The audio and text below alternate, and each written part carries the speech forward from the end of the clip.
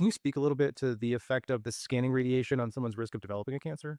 Yeah, I think this is something that actually came up pretty recently, right? There was a study that was done that showed that, getting a CT can increase your risk of cancer by up or that CTs are responsible for around 5% of cancers, or it was something like that. And it raised a lot of alarm bells.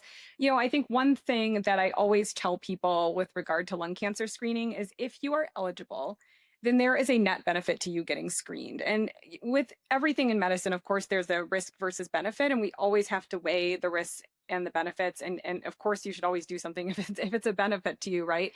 In terms of the age group, it's, these are folks who are 50 to 80 years old. This is something that is low radiation dose that you're getting theoretically annually. And so I think just given the age range and the amount of the dose, it's really negligible. And this is something that is not as much of a concern anymore, just based on current data and, now the benefits that have been shown by multiple trials, including two large randomized control trials. And for, some of our audience who they're not as engaged in research, randomized control trials are sort of like the gold standard of a research study. And there are two large randomized controlled trials. One is a US based trial called the National Lung Screening Trial that was published first in 2011.